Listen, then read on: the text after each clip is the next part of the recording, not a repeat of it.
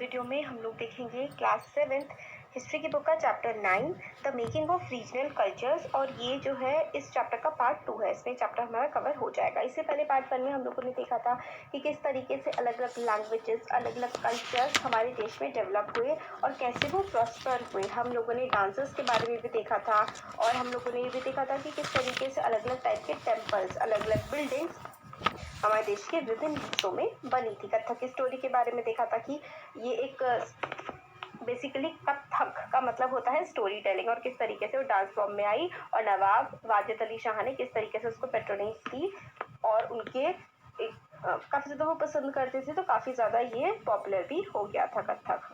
अब आगे आता है पेंटिंग फॉर पैट्रन्स। देखिए, पैट्रन वो लोग होते हैं जो, जैसे सपोज करिए कि आपको पेंटिंग बहुत पसंद है या फिर आपको डांस बहुत पसंद है और आप बहुत ज़्यादा अमीर हैं, तो आप बहुत सारे पेंटर्स या डांसर्स या जो है इस तरीके के कलाकार अपने उसमें रख सकते हैं कि पार्टीज़ में हम इनको बुलाएंगे और उनको सैलरीड एम्प्लॉय टाइप का भी रख सकते हैं। इस तरीके से राजा वगैरह रखा करते थे, तो ऐसे लोगों को पैट्रन कहते हैं। तो painting for patrons, the tradition of miniatures. Miniature बहुत ही छोटी छोटी पेंटिंग्स हुआ करती थी। तो another tradition that developed in different ways was that of miniature painting. तो छोटी छोटी सी पेंटिंग्स बनाने का कल्चर भी काफ़ी ज़्यादा डेवलप हुआ था। Miniatures, as their very name suggest, are small size painting generally done in water colour on cloth और पेपर। तो जो मिनिएचर होती है वो बहुत ही छोटी छोटी सी पेंटिंग्स होती है, या तो वो कपड़े पे या तो वो कागज़ पे बनाई जाती है। Earliest miniatures were on palm leaves और वुड। जो पुराने मिनिएचर्स हैं या तो वो पाम की लीफ पर, पाम के पत्तों पर हैं या फिर लकड़ी पर हैं। Some of the most beautiful of these found in western India. काफ़ी खूबसूरत जो है मिनिएचर पेंटिंग हम लोगों को वेस्टर्न इंडिया में, जैसे कि जो गुजरात वाला इधर वाले रीजन में मिल जाती है, और उसमें जैन टेक्स्ट में काफ़ी ज़्यादा बनाई गई हैं। जो जैन ग्रंथ है ना, उनमें मिनिएचर पेंटिंग्स हमें बहुत देखने को मिलती है। Mughal emperors Akbar, Jahangir, Shahjahan patronized highly skilled painters who primarily illustrated manuscripts containing historical accounts and poetry। तो काफ़ी सारे जो पेंटर्स हुआ करते थे ना, जो कहानियाँ लिखी जाती थी या फिर इनके, जैसे अकबर का जो भी रेन चल रहा है, रेन का मतलब होता है जो उसका समय काल चल रहा है, उसमें क्या क्या हुआ, किस तरीके की फसलें वहाँ होती हैं, किस तरीके के राजकाज का काम चलता है, वो सारा लिखवाया जाता था और उसमें पेंटिंग्स भी बनाई जाती थी। वो मिनिएचर पेंटिंग्स हुआ करती थी।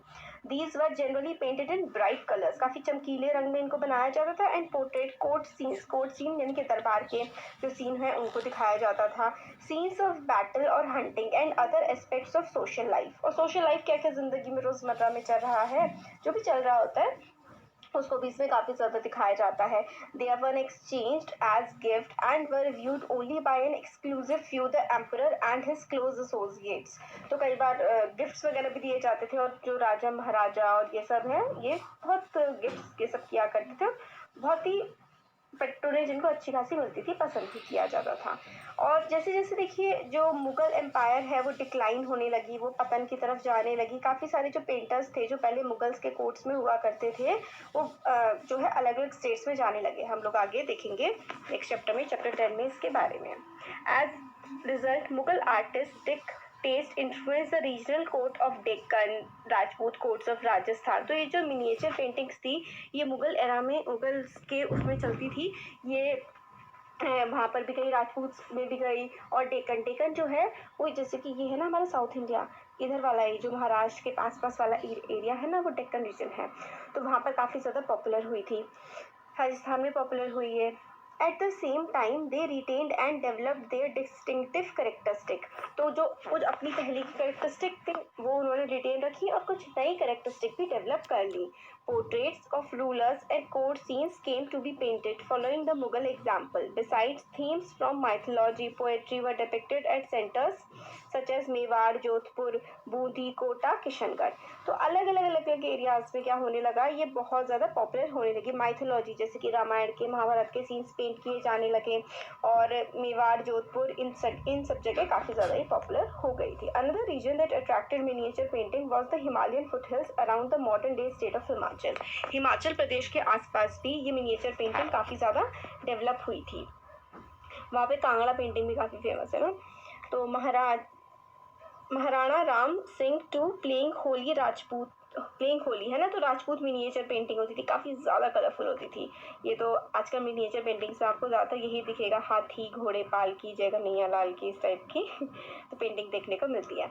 By the late 17th century this region had developed a bold and intense style of miniature painting called Basoli. तो इधर जो हिमाचल प्रदेश में है वो आपको याद रखना है, कौन सी मिनिएचर पेंटिंग डेवलप हो गई थी, बसोली टाइप की जो है पेंटिंग वो डेवलप हो गई थी हिमाचल प्रदेश में। Most popular text to be painted here was Bhanudatta रसम जादरी। तो ये जो है भानुदत्त की जो रास मंजरी है, ये काफ़ी ज़्यादा पॉपुलर मिनिएचर पेंटिंग वहाँ पर बनाई गई थी, जो भसोली वाले फॉर्म में। नादिर शाह का इन्वेजन, जो नादिर शाह ने इंडिया पर अटैक किया था और किस तरीके से उसने दिल्ली पर कब्जा कर लिया था 1739 में, resulted in the migration of Mughal artist to the hills to escape the uncertainties of the plain. जो मुगल वाले काल में यहाँ पे दिल्ली वगैरह वाले जो रीजन में जो ये पेंटर्स थे ना, ये हिमाचल की तरफ चले गए थे, क्योंकि नादिर शाह का अटैक हो गया था वहाँ पे, तो सब कुछ तहस नहस हो गया था दिल्ली में। तो ये जो पेंटर्स थे ये वहाँ चले गए थे हिमाचल, और वहाँ पर ये भसोली टाइप की पेंटिंग मिनिएचर फॉर्म वहाँ पे डेवलप हुई, और भानुदत्त की रास मंजरी काफ़ी ज़्यादा पॉपुलर है इसमें। और ये देखिए Krishna Radha and her companion Pahari miniature Kangra, तो ये और पेंटिंग है ना। Here they found ready patterns which led to the founding of the Kangra School of Painting. Kangra School of Painting बहुत ज़्यादा popular है आज भी। By the mid 18th century, the Kangra artists developed a style which breathed a new spirit into miniature painting. तो कांगड़ा जो school है ना, उसमें एक तरह से उसने नई जान फूंक दी मिनिएचर पेंटिंग में। The source of inspiration was the Vaishnavite tradition. तो वैष्णवाइट ट्रेडिशन का मतलब होता है जिसमें कृष्ण विष्णु इन सब के बारे में काफ़ी बताया जाता है, तो इनकी काफ़ी ज़्यादा पेंटिंग्स बनाई जाने लगी। Soft colours including cool blues and greens and the lyrical treatment of themes distinguished Kangra painting. तो कांगड़ा पेंटिंग के क्या अलग थे? कूल ब्लूज मतलब काफ़ी होता है ना लाइट, जैसे स्काई ब्लू टाइप का, इस तरह की कूल ब्लूज एंड ग्रीन्स जो होते थे उनका इस्तेमाल किया जाता था। And lyrical treatment of themes, तो ऐसा लगता था जैसे कि पेंटिंग्स कोई कहानी बना रही हूँ या कोई गाना गा रही हूँ पेंटिंग्स, इस तरीके की पेंटिंग्स बनाई जाने लगी थी कांगड़ा स्टाइल में। Remember that ordinary women and men painted as well on pots, wells, floors, clothes, works of art that have occasionally survived. Unlike the miniatures, they were carefully preserved in palaces for centuries. तो जो है common man and women वो भी अपने घर में काफ़ी ज़्यादा पेंटिंग्स वगैरह किया करते थे अपने कपड़ों पर, अपने वॉल्स पर, है ना। और ये बहुत ही कम बचती थी क्योंकि वो तो नॉर्मल लोग डेली यूज़ करते थे, वो चीज़ें ख़राब हो जाती थी। कुछ ही हैं जो आज भी म्यूजियम्स में रखी हुई हैं। अ क्लोजर लुक बंगाल, अब बंगाल पर पहुंचते हैं। The growth of regional language किस तरीके से डेवलप हुई। As we saw at the outset, we often tend to identify regions in term of language spoken by people. Generally हम लोग कहते हैं ना कि कहाँ का है, ये बंगाल का है, तो बंगाली बोलता है ना, ये बंगाली बाबू हैं। तो इस तरीके से भाषा से हम लोग काफ़ी ज़्यादा डिस्टिंग्विश करते हैं लोगों को। So we assume that people in Bengal always spoke Bengali. However, what is interesting is that while Bengali is now recognized as a language derived from Sanskrit, early Sanskrit text mid-first millennium suggests that people of Bengal did not speak Sanskritic languages.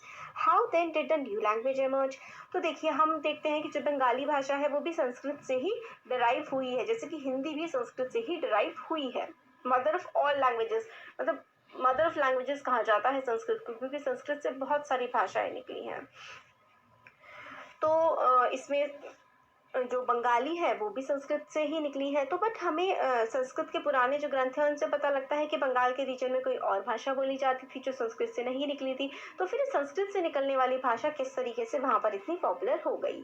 तो from the 4th-3rd centuries BCE, commercial ties began to develop between Bengal and Magadh. तो बंगाल और मगध के reason में काफ़ी व्यापार वगैरह commercial ties develop होने लगे। मगध साउथ बिहार है ना, विच may have led to the growing, ये देखिए यहाँ पे ये है, a page from the palm leaf manuscript of earliest Bengali Ramayana, मतलब पाम की लीफ, पाम होता है ना पेड़, उसकी पत्ती पर लिखा हुआ रामायण के शब्द हैं।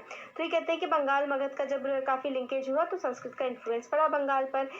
During the 4th century, the Gupta rulers established political control over North Bengal and began to settle Brahmins in this area.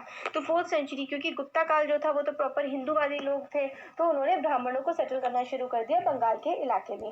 Thus the linguistic and cultural influence from the Mid Ganga Valley becomes stronger. तो mid Ganga valley जहाँ पर संस्कृत काफ़ी popular थी वो बंगाल में भी अब popular होने लगी। In the 7th century, the Chinese traveler Xuanzang observed that languages related to Sanskrit were in use all over Bengal.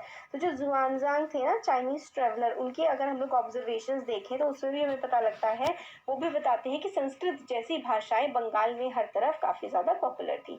From the 8th century, Bengali became the center of a regional kingdom under the Pals. तो 8th century के time पर वहाँ पर पाल्स का kingdom था, पालास थे ना। Between the 14th and 16th centuries, Bengal was ruled by sultans who were independent of the rulers in Delhi. तो 14th और जो 16th सेंचुरी है उसमें Bengal was ruled by sultans, Bengal पे जो है वो सुल्तान्स रूल करते थे, जो कि who were independent of the rulers in Delhi. तो दिल्ली के रूलर्स का उन सुल्तान पर कोई भी कंट्रोल नहीं था। मतलब आप ये समझिए कि दिल्ली मतलब बंगाल के जो सुल्तान थे ना वो इंडिपेंडेंट थे, वो स्वतंत्र थे। इन 1586 व्हेन अकबर कॉन्कर्ड बंगाल, जब 1586 में अकबर ने जब कब्जा कर लिया बंगाल पर या फिर उसको जीत लिया, it form the nucleus of the Bengal Subah. तो बंगाल सूबा बन गया, अब वो मुगल एम्पायर में आ गया। While Persian was the language of administration, Bengali developed as a regional language. Persian जो है वो कोर्ट की लैंग्वेज बन गई और बंगाली जो है वो रीजनल लैंग्वेज बन गई। In fact, by the 15th century, the Bengali group of dialect came to be united as a common literary language based on the spoken language of the western part of the region. तो जो बंगाल के west part में था ना वहाँ पर ज़्यादा बंगाली बोली जाती थी। Now known as the West Bengal. Thus, although Bengali is derived from Sanskrit, it passed through several stages of evolution. देखिए बंगाली संस्कृत से डिराइव होती है बट काफ़ी ज़्यादा बदलाव भी इसमें आए हैं। Also wide range of non Sanskrit words derive from a variety of sources including tribal languages, Persian, European languages have become part of modern Bengali. तो मॉडर्न अब जो बंगाली बोली जाती है उसमें संस्कृत, पर्शियन, यूरोपियन काफ़ी सारी भाषाओं का एक मिश्रण हमें देखने को मिलता है। जो पहला पुराना बंगाल का अर्ली बंगाली लिटरेचर है ना, may be divided into two categories, one indebted to Sanskrit and the other independent of it. तो जो लिटरेचर था, जो किताबें लिखी गई, जो पोइट्री या है सॉन्ग्स वगैरह लिखे गए, उसमें मिक्सचर मिलता था। तो स्टार्टिंग जो है वो तो स्टार्टिंग का जो लिटरेचर मिलता है वो तो संस्कृत से ही पूरा का पूरा ड्राइव होता है, दूसरा जो है वो सिर्फ बंगाली में ही लिखा गया दूसरे तरीके से जब बाद के समय में। फर्स्ट इंक्लूड, जो फर्स्ट टाइम था जब उस पर बंगाली पर संस्कृत का इन्फ्लुएंस था, उसमें include translation of Sanskrit epics, the Mangalkavyas, auspicious poem मतलब अच्छे गीत जो हैं, dealing with local deities and bhakti literature such as biographies of Chaitanya Dev, leader of Vaishnava bhakti movement. तो वैष्णव भक्ति मूवमेंट के बारे में हमने देखा था ना कि चैतन्य जो देव थे उन्होंने किस तरीके से बंगाल उड़ीसा वाले रीजन में वैष्णविज्म को पॉपुलर किया था। तो इन सब की जो बातें हैं वो संस्कृत से ट्रांसलेट की गई थी बंगाली में। सेकेंड जो आया था जिसमें सिर्फ बंगाली में ही चल रही थी चीज़ें, पहले ट्रांसलेशन हो रहा था फिर उन्होंने बंगाली में ही लिखना शुरू करा बहुत लोगों ने। Second includes Nath literature such as the songs of Mainamati and Gopi Chandra, stories concerning the worship of Dharma Thakur, and fairy tales, folk tales and ballads, fairy tales, folk tales and ballads। तो काफ़ी सारी चीज़ें जो हैं develop होने लगी थी बाद की सेंचुरी में। अभी देखिए यहाँ पे है बता रखा है कि मायनामती, गोपीचंद्र एंड धर्म ठाकुर। तो ये वहाँ के जो थे नाथ जो थे ना वो काफ़ी योगिक प्रैक्टिसेस वगैरह किया करते थे। This particular song which was often enacted described how मायनमती, a queen, conquered her son Gopichandra to adopt the path of ascension in the face of variety of obstacles। तो किस तरीके से जो है उनकी जीवन चलती रहती थी और किस तरीके से जो मायनमती थी, और क्वीन एनकरेज हर सन, तो उन्होंने क्वीन ने एनकरेज किया अपने सन को, प्रोत्साहित किया कि तुम जो है वो एक एस्केटिक बन जाओ, एक जो होता है ना साधु बन जाओ इस टाइप का। और धर्म Thakur is a popular regional deity often worship in the form of stone और पीस ऑफ वुड। तो एक वुड या फिर स्टोन की फॉर्म में धर्म ठाकुर के नाम से भी एक भगवान कोई वहाँ पे है, वहाँ पे पूजा जाता है उन्हें। आगे बताते हैं कि जो टेक्स्ट है, जो लिखी हुई चीज़ें हैं वो ज़्यादातर में इजीली जो मिलती हैं वो ही है जो संस्कृत से डिराइव हुई हैं। बाकी और उनको हम लोग डेट करना भी आसान है कि भाई किस समय पर ये लिखी गई होंगी। और कुछ ऐसी मैन्यूस्क्रिप्ट्स हैं जो हम लोगों को मिलती हैं जिनको हम लोग बता नहीं सकते कि मेनली ये किस टाइम पर होंगी, और ऐसा माना जाता है कि लेट 15th और मिड 18th, मतलब 15th या फिर मिड 18th सेंचुरी के टाइम पर ही ये लिखी गई होंगी। और जो सेकेंड कैटेगरी की है, देखिए जो फर्स्ट कैटेगरी की हैं वो 15th और 18th सेंचुरी के टाइम पर लिखी गई थी। और जो सेकेंड कैटेगरी है, यानी कि जो सॉन्ग्स हैं जो पूरी तरीके से बंगाली में लिखे गए हैं, उनको डेट कर पाना काफ़ी मुश्किल है, क्योंकि वो ओरली होते थे और कहीं मेनली उन्हें लिखा नहीं गया। तो और कहाँ पर होते थे ये सॉन्ग बैलेड्स, ये ईस्टर्न बंगाल में होते थे। देखिए जैसे बंगाल है तो आज जो बांग्लादेश वाला रीजन है आप उसको कह सकते हैं। ईस्टर्न बंगाल वाले रीजन में जो ब्राह्मण्स है ना, उनका इन्फ्लुएंस काफ़ी ज़्यादा कम था, तो फिर हमें बहुत ही कम कह सकते हैं ये सारी चीज़ें जो है वो देखने के लिए मिलती हैं। जैसे कि ट्रांसलेशन संस्कृत का हिंदी में, संस्कृत का बंगाली में ट्रांसलेशन। और आता है पीस एंड टेम्पल्स। तो ये थोड़ा सा अपना नेक्स्ट 3 पार्ट बन जाएंगे, बड़ा चैप्टर है ना थोड़ा, तो नेक्स्ट वीडियो में देखेंगे। Thank you.